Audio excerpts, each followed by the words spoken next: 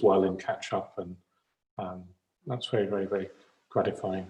And yeah, I just want to say a big thank you to our technical team, particularly James and Caroline, who have been making sure that all the things are uploaded, all the things are available. They've been really seamless with everything. I thought I'd thank them at the end, but actually I just feel very grateful now. So I'll thank them. I also, I don't know if you can see this beautiful shrine. Well, you can hopefully see this beautiful shrine behind me. Manjusri has appeared, and I just wanted to thank Rochini for creating this exquisite shrine. Actually, I do notice that on the screen it probably looks like two rays of light coming down, either side of the Buddha, either side. Anyway, that's worth noticing. It's very subtle and lovely. Yes, so here we are again. I think I've lost my Trivandru. I don't know if he's deserted me. Where are you? Oh yeah, no. Well, when you're ready. Oh, no. Oh yes, you're waiting. He's waiting for me to salute the shrine. Meanwhile, I was taking a quick nap. Okay, let's begin by saluting the shrine.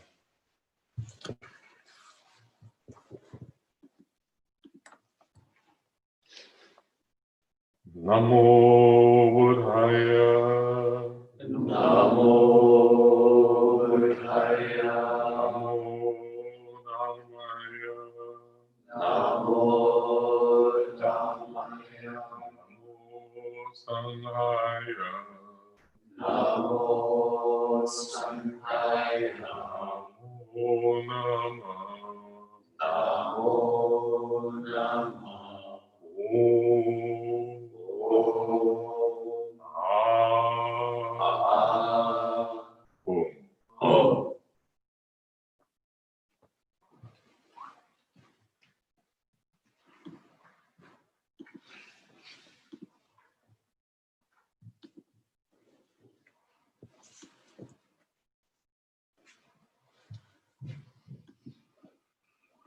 Okay, very good. So, yes, Manjusri has appeared because we're moving into the next myth today, spiritual discovery, and we thought it appropriate to have Manjusri.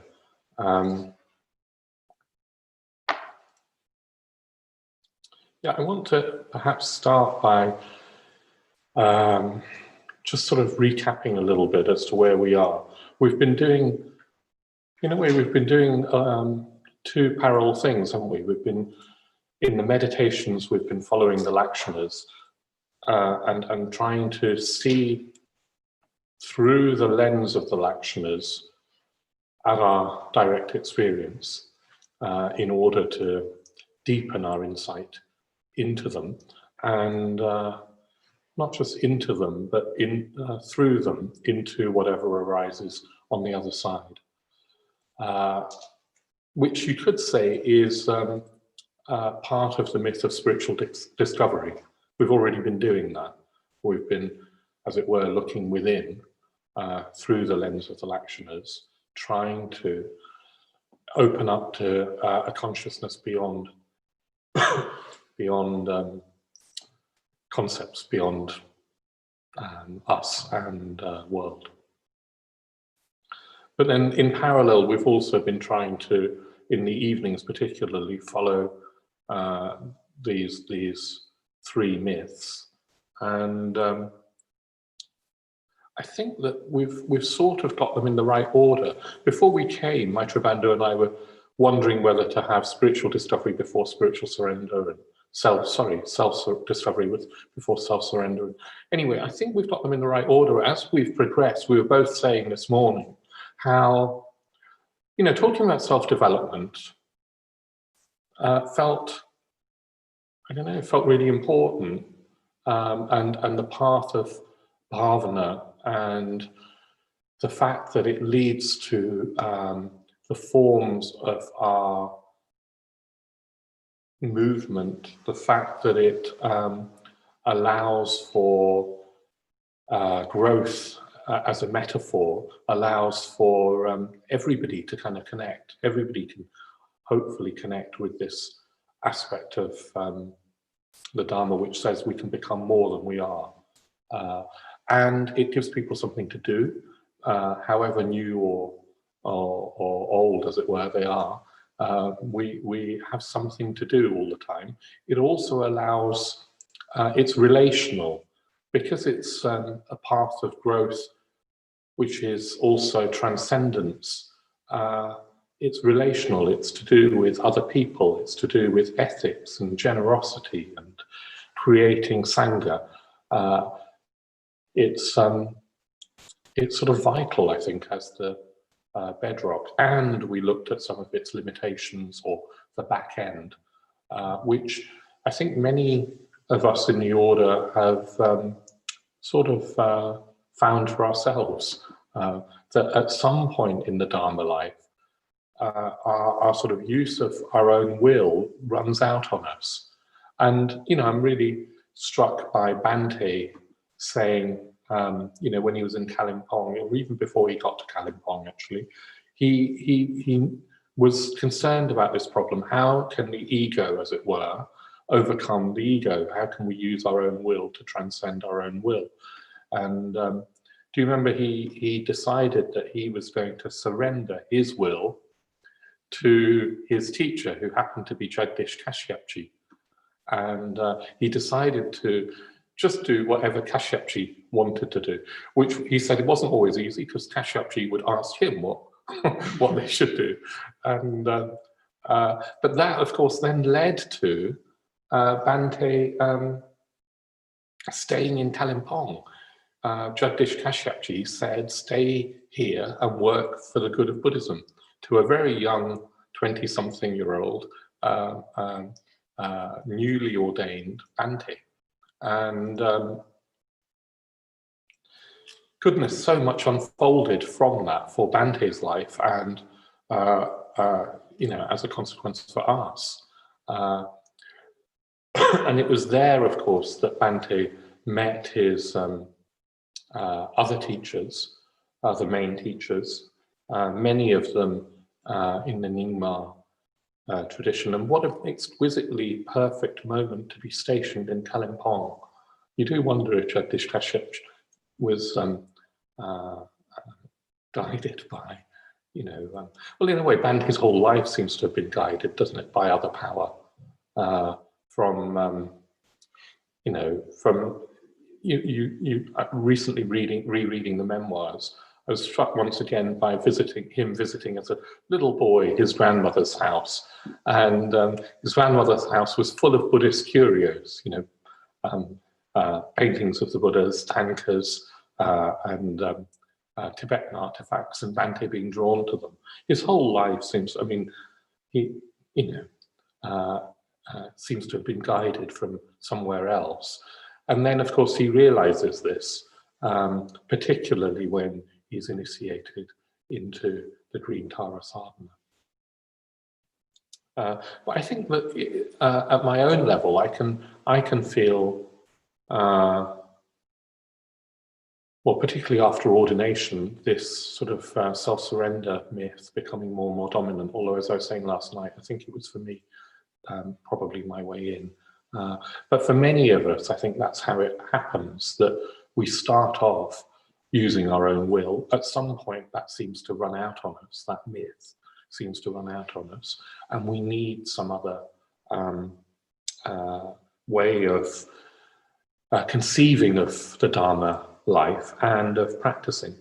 And for many people, self-surrender has been what came next, as it were. Not for everybody, but for many of us, that's what comes next. You can see that Bhante anticipated that in recommending that order members took up sadhanas, and the majority of order members have. Maybe we'll say more about sadhana tomorrow. But sadhana particularly seems to allow for all three myths, include and embrace all three myths. But we'll say more about that tomorrow. But yes, it particularly includes, as it were, or foregrounds self-surrender.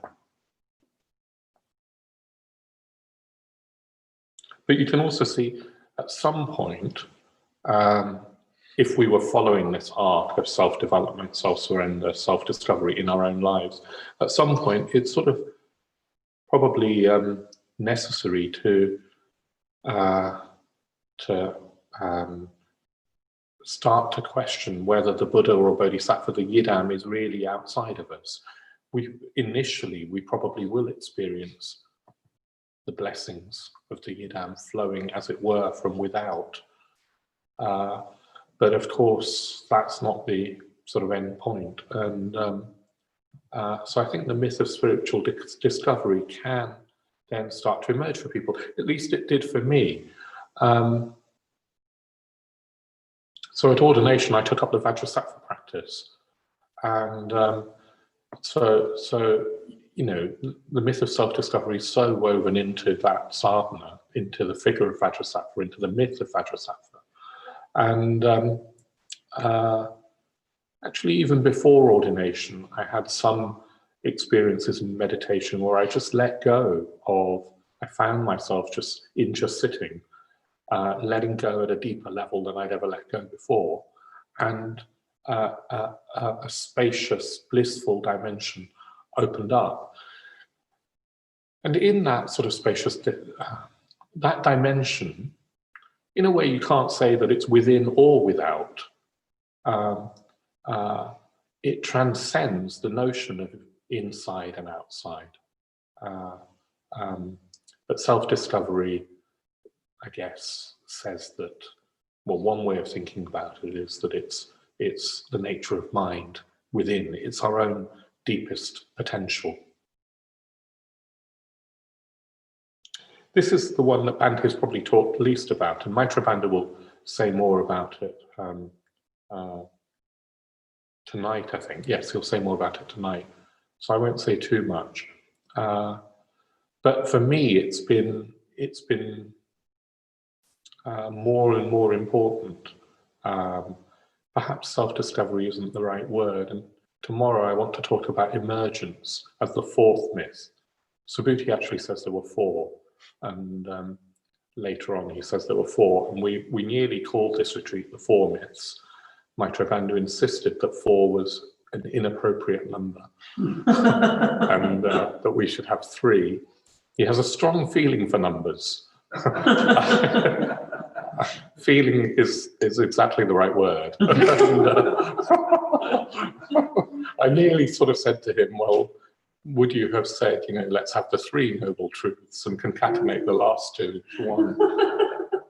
But anyway, we've got three myths rather than four. I've squeezed the fourth one in tomorrow. It's emergence, So self-discovery, you could say, is what we've been doing, where in a way we're still using our will to look deeply into our own experience, to see the true nature of our own experience by looking through the lens of the Lakshanas. Emergence, you could say, is that we sort of let go of willing and allow something to unfold within us. That ultimately is neither within nor without, that transcends that distinction. But we'll come on to that more tomorrow. Well, in a way, we'll start today, because in a way, the sort of practice that probably I associate most with emergence is just sitting in our sort of corpus of practices. It's just sitting. And in just sitting, well, Bante's, of course, been so reticent, hasn't he, to say anything more about just sitting. We just sit, he says. And I can see the wisdom of that in that if you turn it into a technique, then you've turned it into another willed practice. At the same time, there is a lot that can be said about just sitting. And you know, Prakasha and Vasantra and others have led retreats, Tejananda, on opening to pure awareness, on just sitting. And of course, the traditions of Dzogchen and Mahamudra have a lot to say about how to sit and the theory behind that. But I thought that this morning we'd just sit.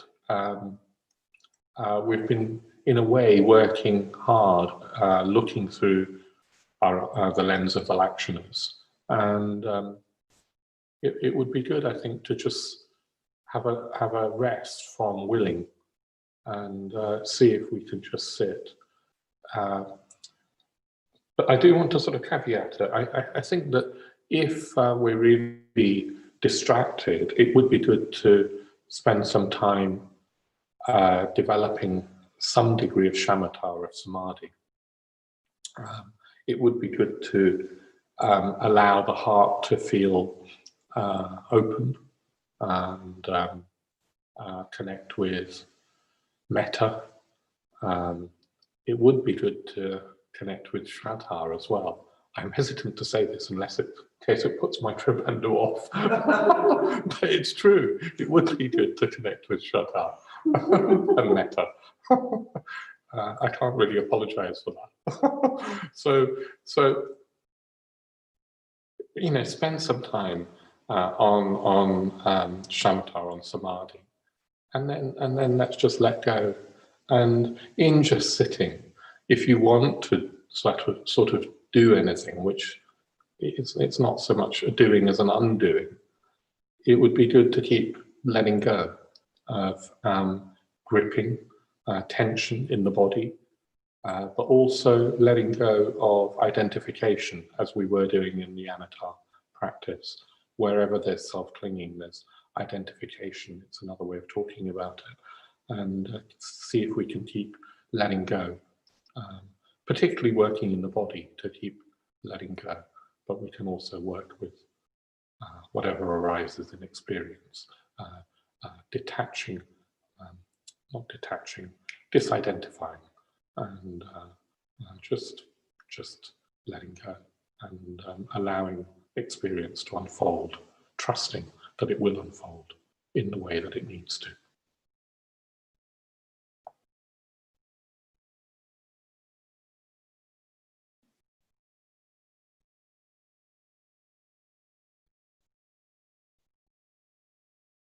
Okay, yeah, I think that's all I want to say.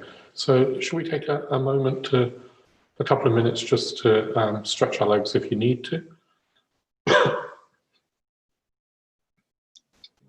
If not, to settle into your meditation posture.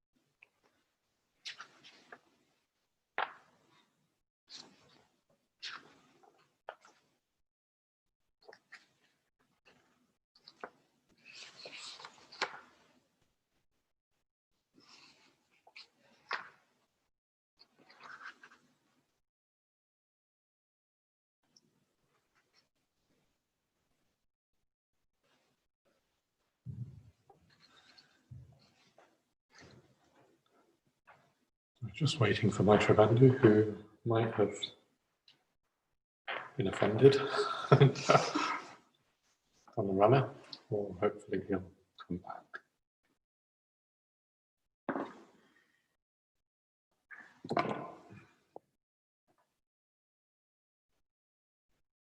I don't know if you can see on the shrine, by the way, but the under, just at the feet of the Buddha, it's a puja book that's open at the Transference of Merit and Self-Surrender section. Yeah, I like that. It's sort of this wisdom teaching, all, as it were, contained within the Bodhisattva ideal.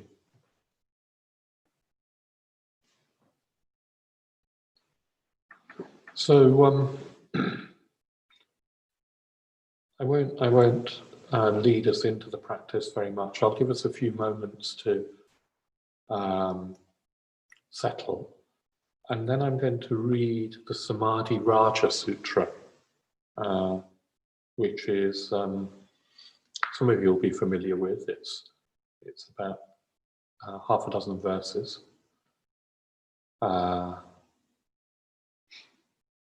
And then we'll just sit for about 40 minutes. And I'll leave you to work in appropriately. If you need to develop more samadhi, then do so as seems appropriate.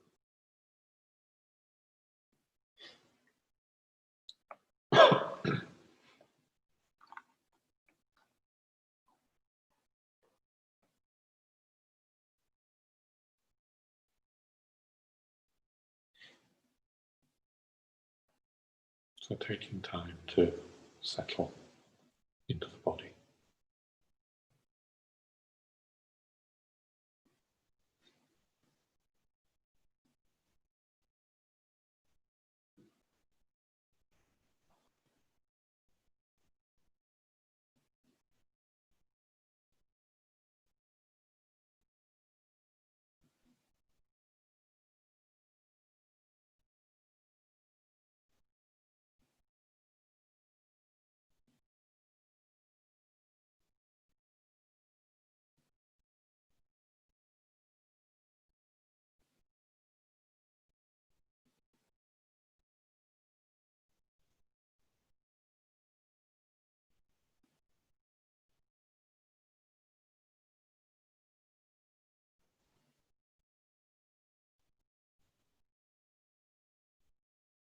The Samadhi Raja Sutra.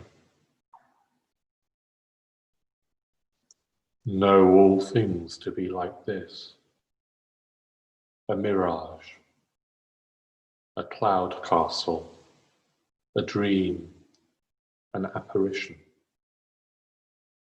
without essence, but with qualities that can be defined.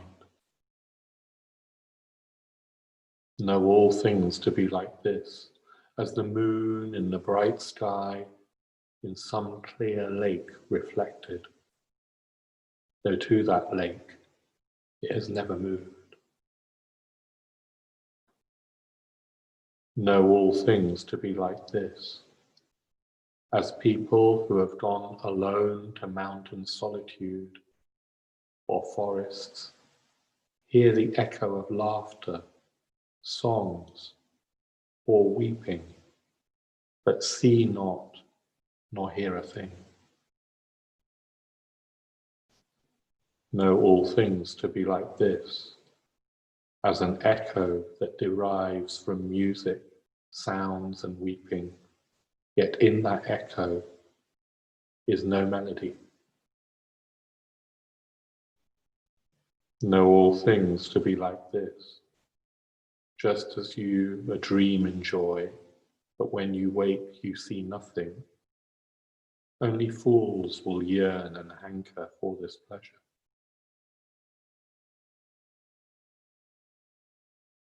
Know all things to be like this. A young woman in a dream may see her son both born and dead.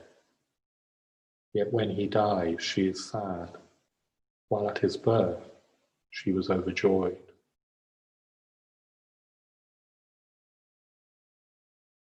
Know all things to be like this. as at midnight the bright moon appears in water, crystal clear, yet there is no moon, and grasped it cannot be. Know all things to be like this. At noon in midsummer, a man by thirst tormented, marching on, sees a mirage as a pool of water. Know all things to be like this. If in a mirage there's no water, only fools will want to drink it, for it never can be drunk. Know all things to be like this. If you split weeds to find their marrow, you will always fail. In the same way, within and without is nothing.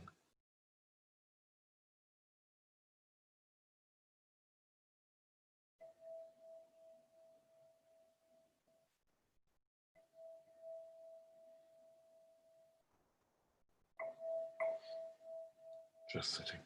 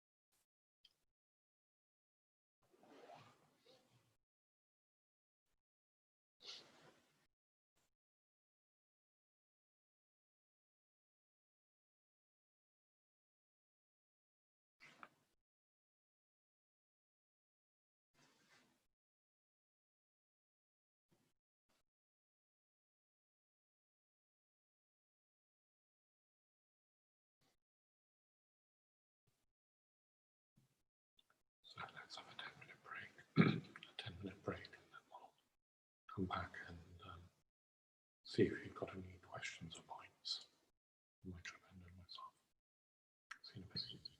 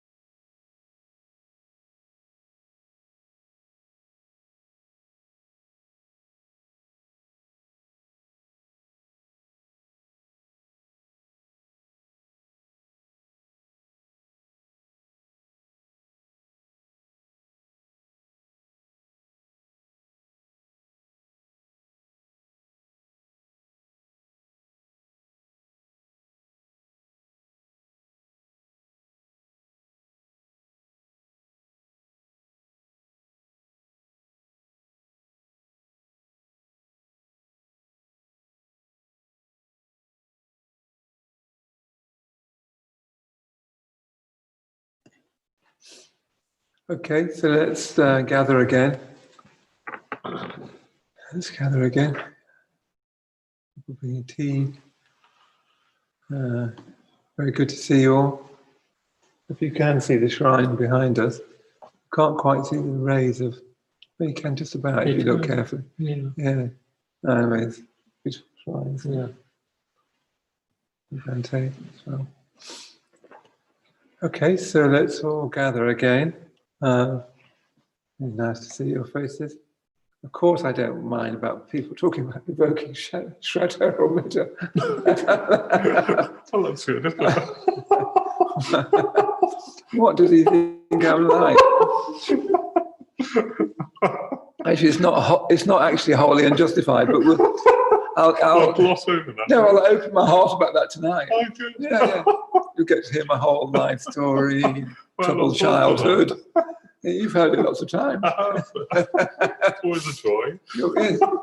Last time you were stifling a yawn with the traumatic bits. Anyway, be that as it may, we're friends really. Be that as it may, let's see if there's any questions from last night or from what we're starting to, or what Jnanavaca is starting to explore this morning. Let's see if there's any questions. Let's hear from some people, anyone that we haven't heard from before. Priyada, we've not heard from you. Yeah, it's all very well you looking like that, suddenly shocked on your gorgeous sofa in Sydney. Are you keeping up?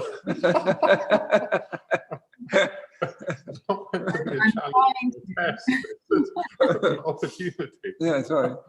Sorry, you were saying? I said I'm trying to. I confess I have a working life at the same time, so I'm trying to.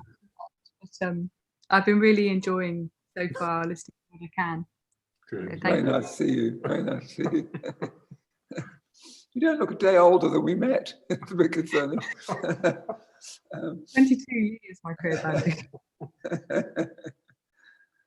Okay, so let's hear if there's any questions or points from people.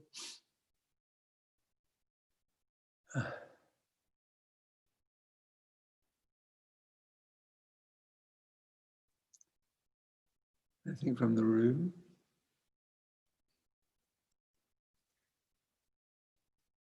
Would Jnanavaca like to say a bit more about smashing things?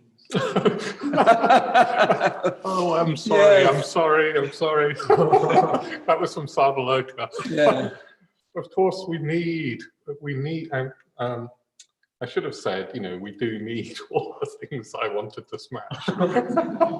You just want to smash them as I well? want to smash them as well. Not instead of. Not instead of. But of course, we need all the institutions, and institutions require structures and procedures and I've been in the 20 odd so years I've been ordained, I've been trying to do my best to serve those institutions and the like. And so when I say smashing them, I think I'm talking I'm talking about an impulse that I have. It's not entirely rational, and in a sense, you mustn't take it seriously. Subtle, but what I do. He's given his life with the chair of the college for however many years. For which I feel very grateful. I feel very grateful. Yourself and others do serve the institutions. And I think what I meant was that it's, as we grow, we've become it's more complex, hasn't it, to run those institutions and to keep a sense of the unity of the order and I think that there is a danger that we individually and collectively need to keep looking out for, that we don't lose sight of why we're doing that. The institutions can, I'm just thinking back at the LBC when I was chair. It's so easy to just get wrapped up in the running of things. We can forget why we're doing that. And we're doing it for the sake of freedom for ourselves and all beings. And there's something that in that vast aim won't be fitted into a nice institutional structure. It won't fit, and I'm glad it doesn't fit. And Bhante didn't fit into any of our institutions and couldn't have. And I think that's what I meant. Sadhaka. Yeah, no, I wasn't looking for an apology. I was something very sort of to hear more of it. Yeah, good. So yeah, no, I think there is something particularly as we grow. And it seems to me a bit of a paradox, because in order to serve the Bodhisattva ideal, we need structures. You know, I love our movement and want to carry on serving it. And they can become ends in themselves. They can become a trap. They can become a trap. And we also, I think what I also meant somewhere was there's a danger that Buddhism in the West does become cleaned up. And what do I mean by that?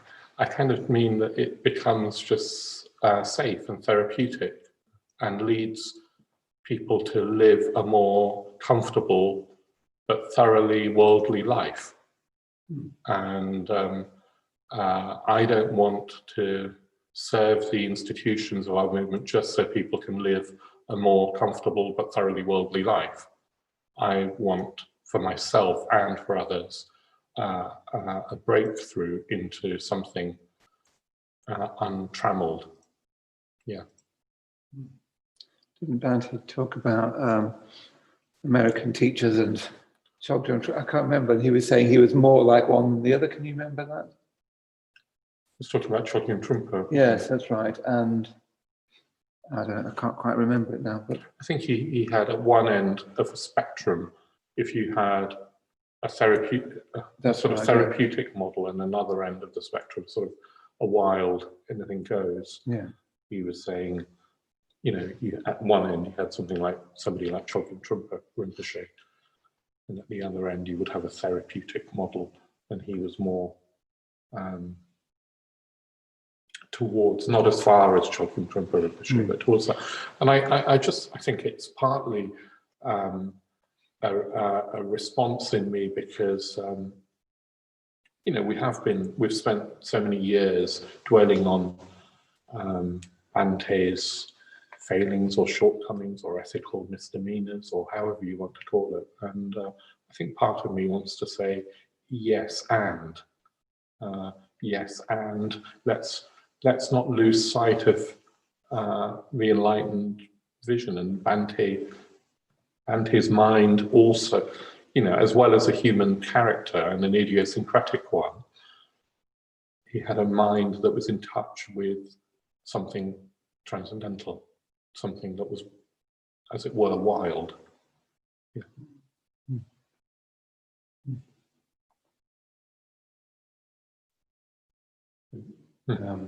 City says he has a question.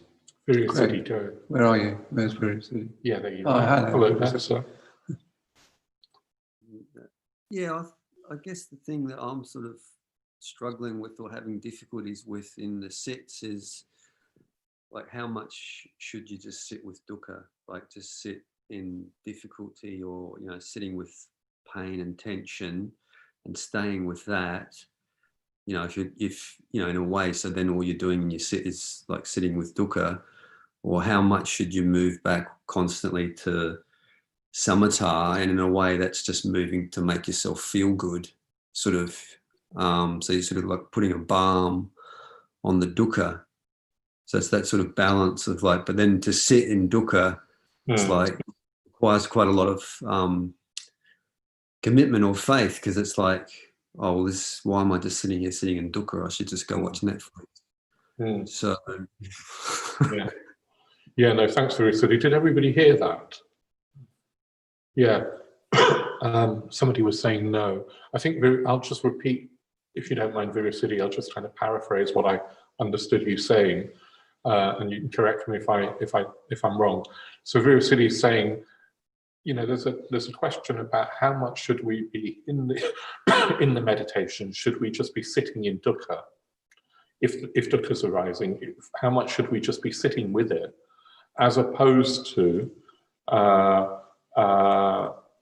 applying some shamatha methods to alleviate the dukkha?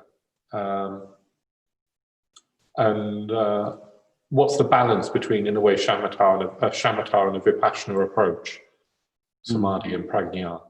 What's the balance? Do you want to say something? I mean, I know the feeling. So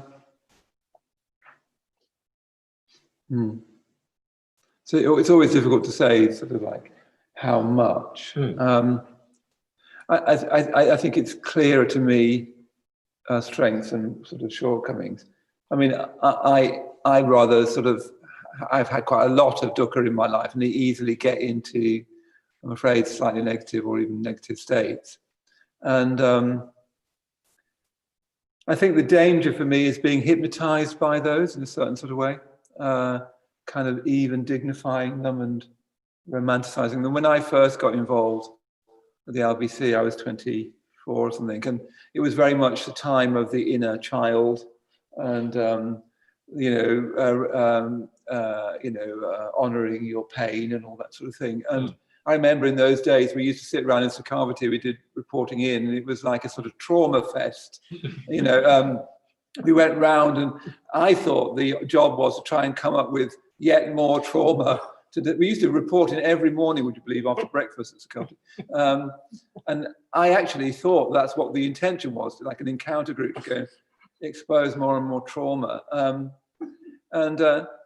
I think in my life, personally in my life, I'm going to say this a bit more about this tonight, is that I think sometimes I've been unduly embittered about the past, and it's very easy to get hypnotized by painful experience and so on. And I think I've at times rather dignified it and called it, I don't know, facing my demons or going deeper or the cremation ground.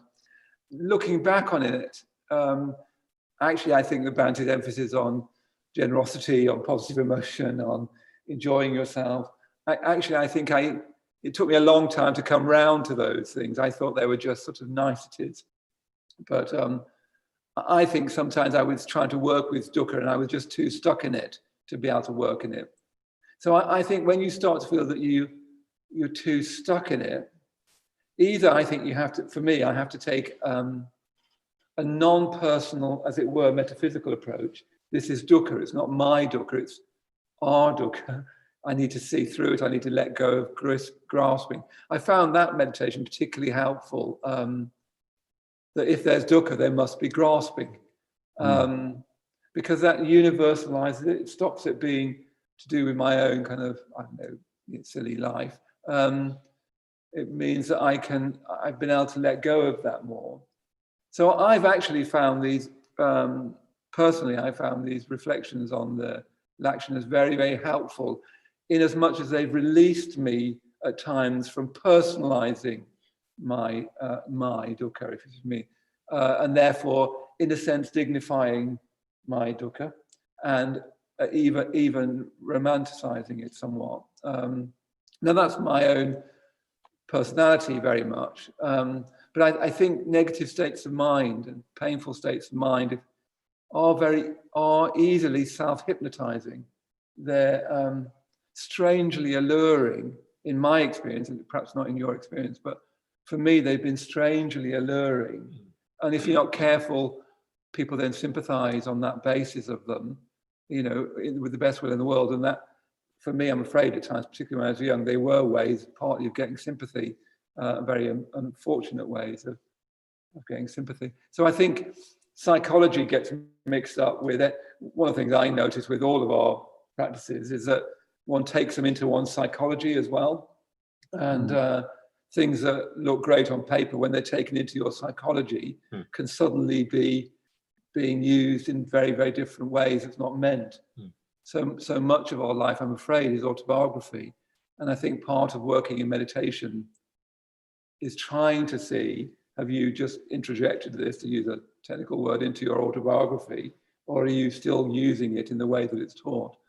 So I think as a life practice, I found all the things that Bante's taught: friendship, the arts, beauty, enjoyment, particularly friendship, I think, crucial for getting me out of habitual negative mental states that, I had even as a very, very young child, painfully.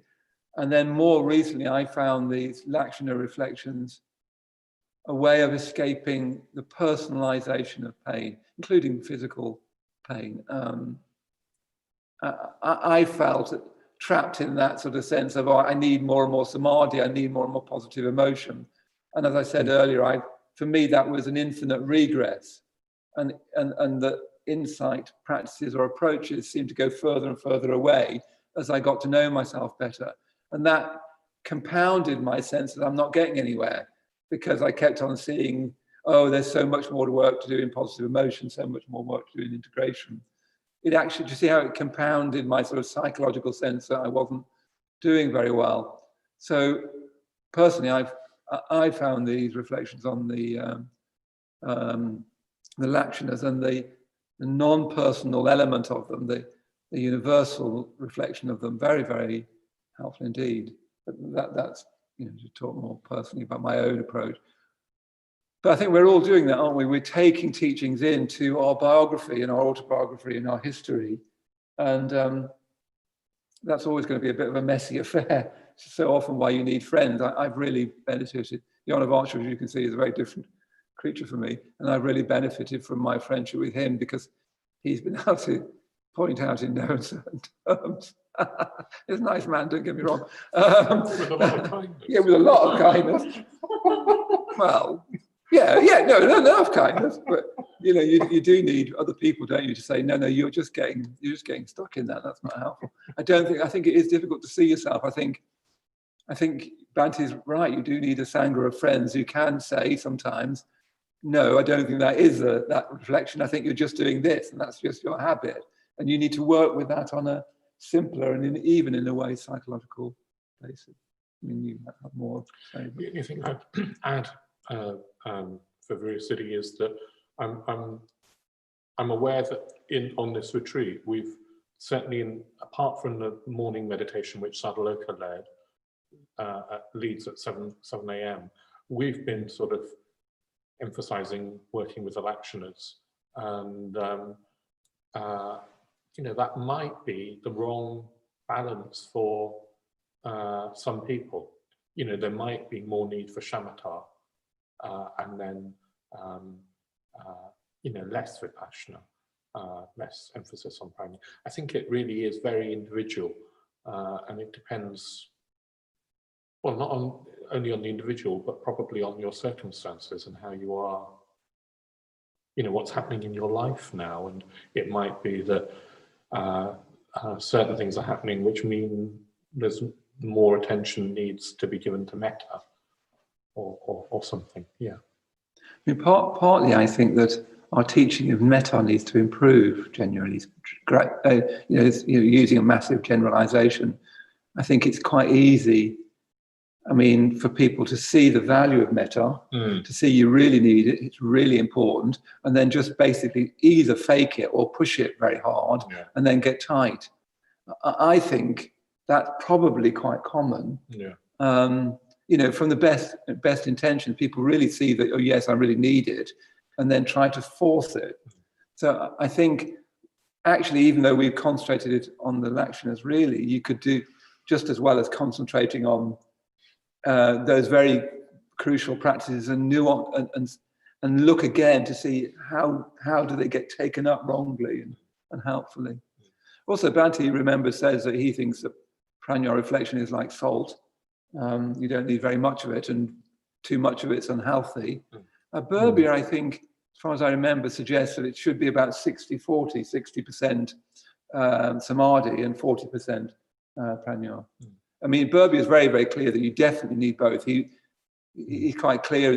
One of the things I appreciated about him is that he doesn't use the word language of insight as something you get.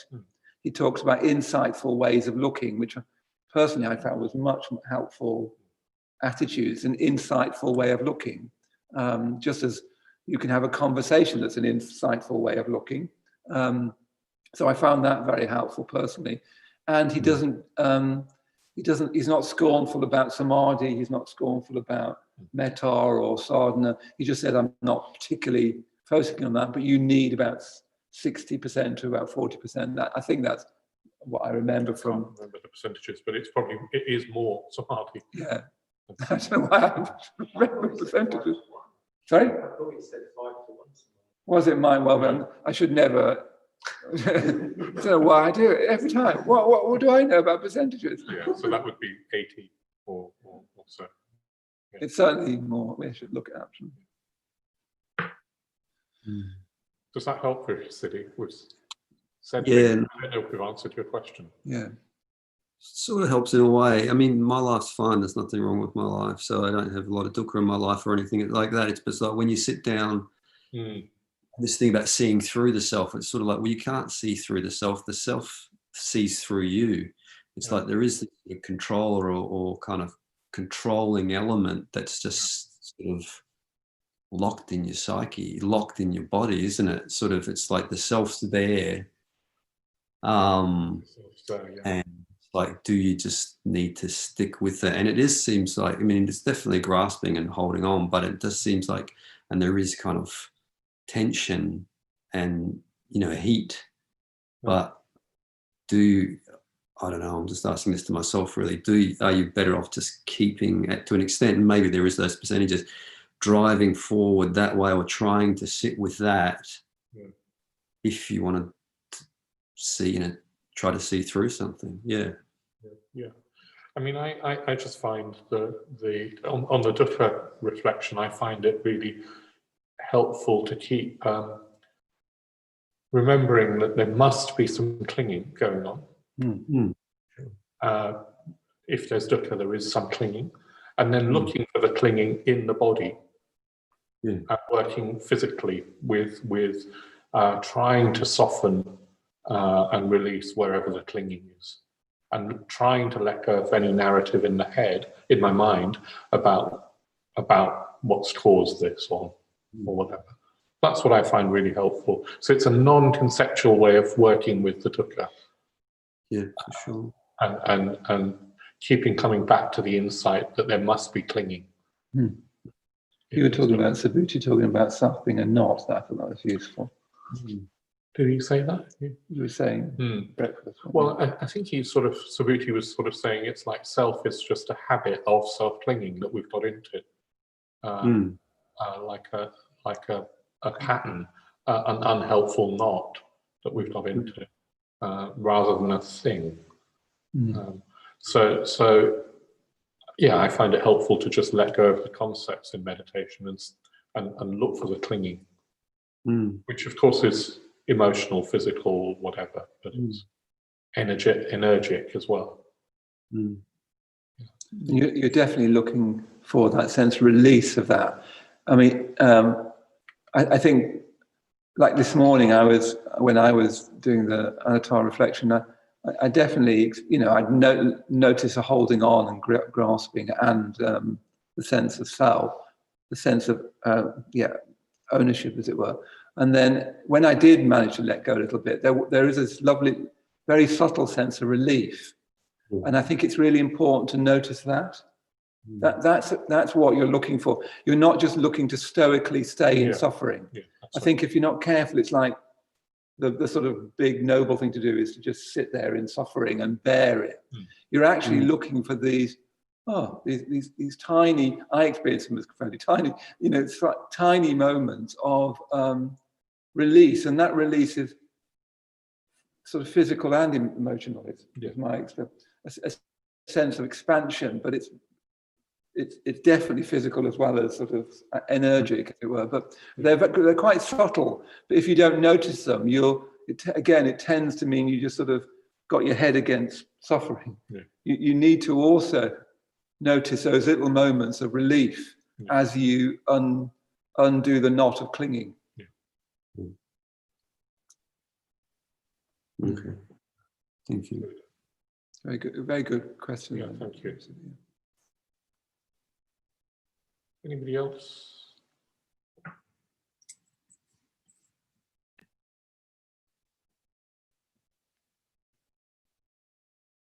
Nandi? You're assiduously taking notes. Have you got any questions? I thought you might not. Oh, here's the question. I'm good. Is that Akashamati? Yeah. Yeah, Akashamati. Akashamati, hi. Where are you, Akashamati? Can you hear me? Yes. Yeah. Okay. Hi. Yeah, I'm in. Where are you zooming in from? I'm in Thames in New Zealand. Oh, wow, great. It's 11:15 at night. Oh, here. good heavens. It's way past your bedtime. It is. It is. Yeah, I'm fading a bit, and it's a very interesting retreat experience. It's like a patchwork. You know, I'm doing the bits after that go before, and then kind of putting it all together, and sort of making sense. Collage. Yeah, gosh. Yeah, collage. It is. Yeah, very much. But it's really fantastic. Thank you. And I was actually booked to be on this retreat at Adistana. Oh, wow. So it's wonderful that it's happening anyway in this form. So thank you very much, and I'm really enjoying it. Yeah. Anyway, so I was really curious about your comment, Jnanavaca, about, I think you said for the myth of self-surrender that the teacher is central in this myth in terms of service and surrender. And I wondered about that. Is that just because it's kind of, you've got to slot the teacher in somewhere, and this is the one it most fitted with? Or is it... Well spotted. Might be on the other side of the world, but you can see what's happening. Well, because it seemed to me you can surrender to anything, you know, the Dharma or a project or vision or, you know, You can. the Sangha or whatever, you know, there's loads of things, aren't there? So why did you I think comment? sometimes I don't know why. So I'm sometimes speaking from my sort of intuitive experience or whatever. I think it's because this myth, if I think about surrendering, service, as you say, is part of that, but also something about gratitude and reverence is part of that, at least for me. Because you wouldn't want to surrender to something that you don't look up to, be that a principle or a person. So as soon as you've got this idea of looking up, then I think you have got at least the principle of a teacher, whether then that's embodied in a human form or whether you just consider the Buddha your teacher or the Yidam your teacher, but you've got the principle of the teacher. And then I think if you've got that sense of looking up, my own experience is, well, I mean, I'll say my experience and I'll say something that Subhuti said in the Manjusri Stuti Sadhana talks that he gave not long ago. But my experience is that if I'm in that sort of state of gratitude and revering, then sort of anybody that's helped me along the way, I do feel some sort of sense of reverence towards.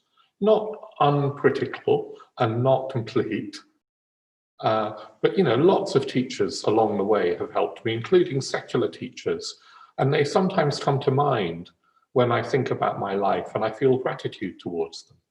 So it's the teacher principle that I was thinking of, and perhaps no one person will completely satisfy that or fulfill that completely. It's this principle of reverence. And what Subhuti, I think he said in these talks on the Manjusri Stuti Sadhana when he was talking about reverence, is that if you revere the Yidam or the Buddha, you can completely rely on them. You know, you can give complete reference to them. And then if you're doing that, you can afford to, as it were, or these are my words, not his, you can revere at lower levels, like Bhante, or any other, you know, like our preceptors or Kalyana Mitras. You can revere at lower levels without being silly that they're perfect, because you've saved that sort of reverence for the perfect for the archetypal level. What he was saying is that if you can't revere at that archetypal level, if you don't do that, then probably what happens is that you put all your reverence on the human teacher, and then you get disappointed. But this, you know, and so he was talking about this faculty of reverence as being innate, a human need, in that if we don't revere, then we end up in a sort of rather embittered, cynical state. It goes inward and it is poisonous. So somehow we need to revere, and it's best to have some sort of archetype that we surrender to completely. But then, you know, at a lower level, the teacher will embody something of that. So I think the teacher principle is part of this myth, at least for me, because reverence is part of this myth. And, you know, like Subhuti was saying, you know, people who aren't practicing the Dharma or spiritual or religious in any way, they reverence football stars, football heroes and pop stars, and football players and pop stars and the like. Actors and actresses, you know, get all the reverence. And in Britain, the royal family come in for both a lot of flack and for a lot of reverence. And it's all slightly warped because those people aren't able to carry, they're not able to carry that for us. Yeah. Okay, cool. That's helpful. Thank you. Yeah, good. Thanks for asking. Perhaps got time for one more. I think there was there one on each? I thought I saw one coming in.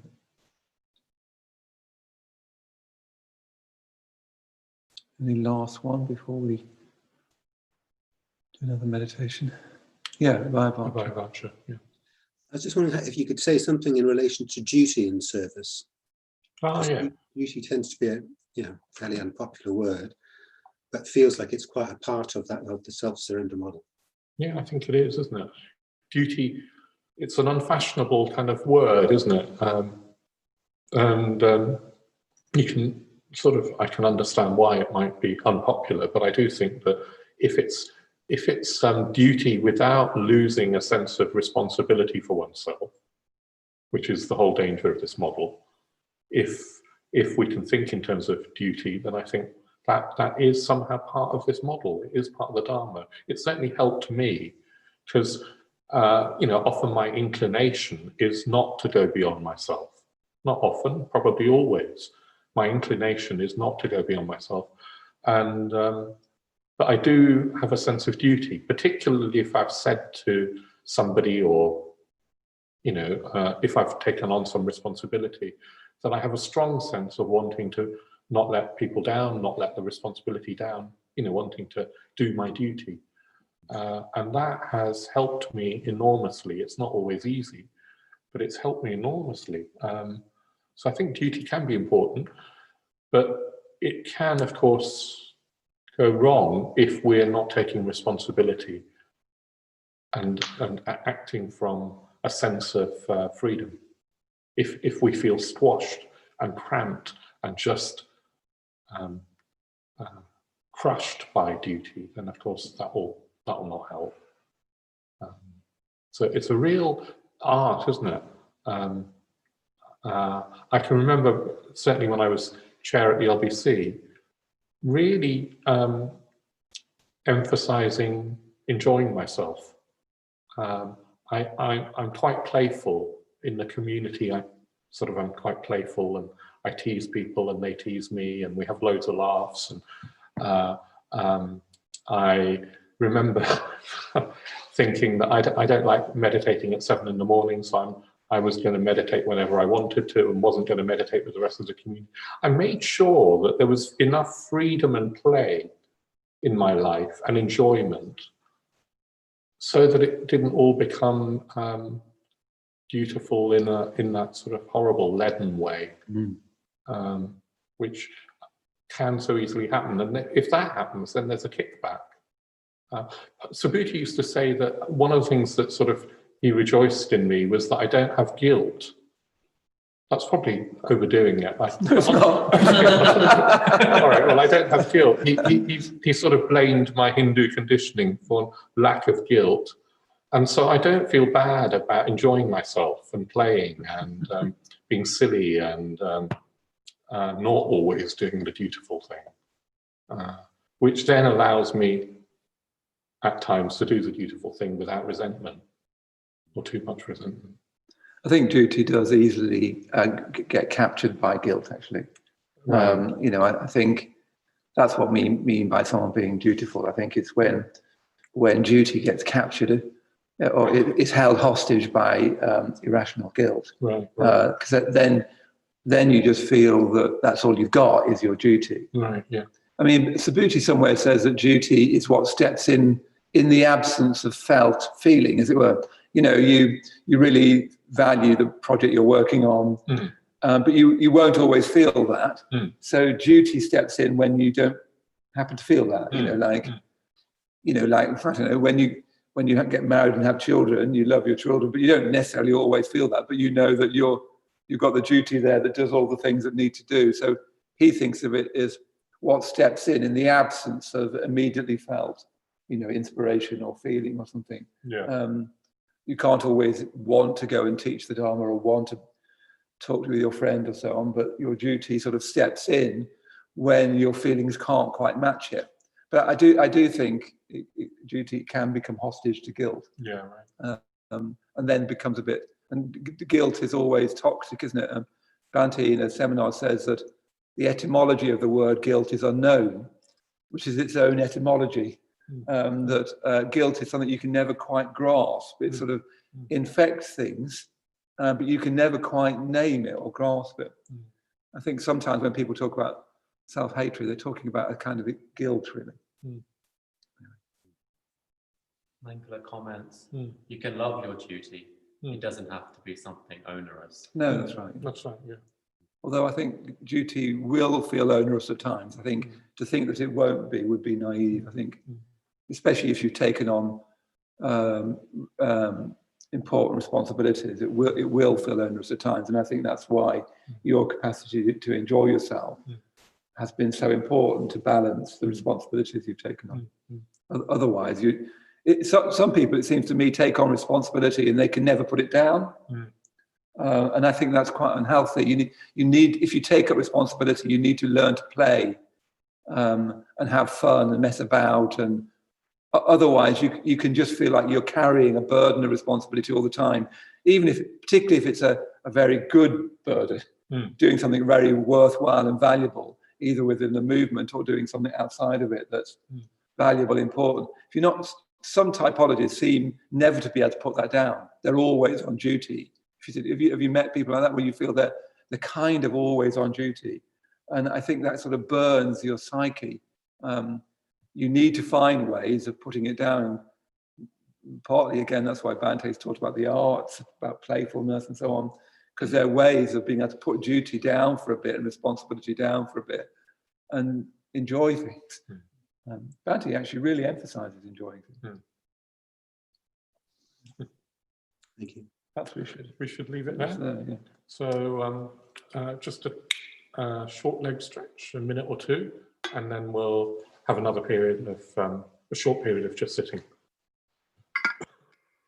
I might read some poems. Is it going to be roomy?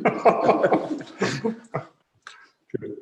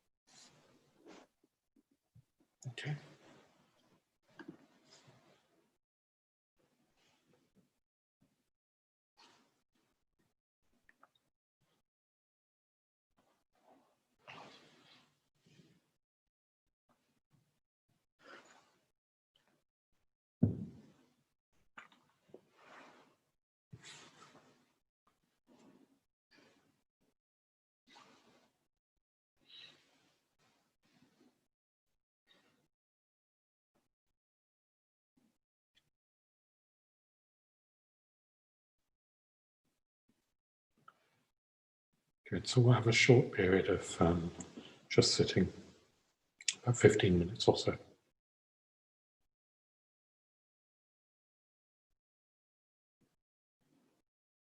Settling into the body.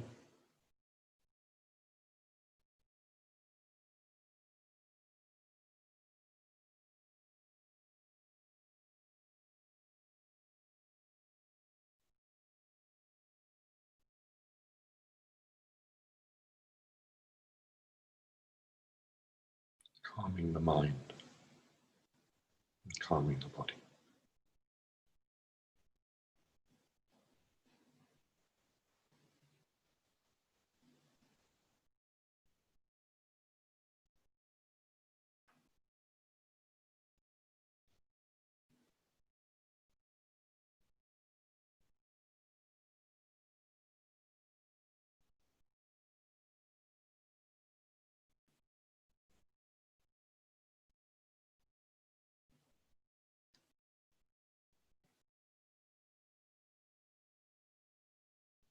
The human shape is a ghost made of distraction and pain.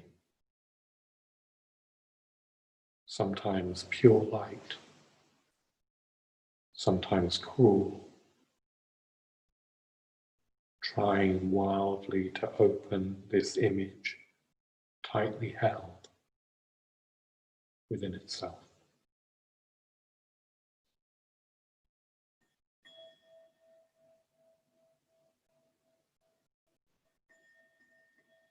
Just sitting.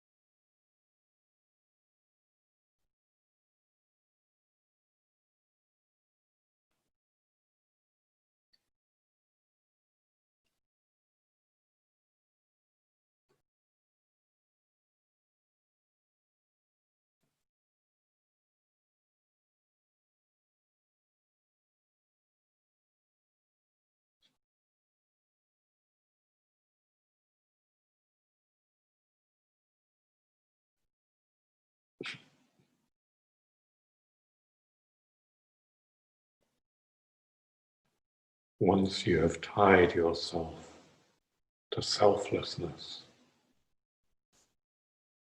you will be delivered from selfhood and released from the ties of 100 snares. So come, return to the root of your own self.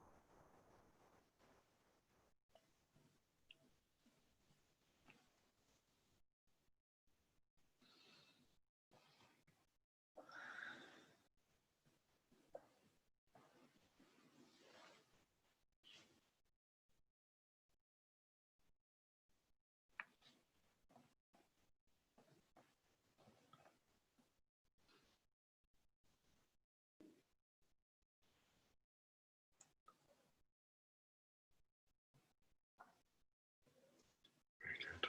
So see you in a few hours. Thank you.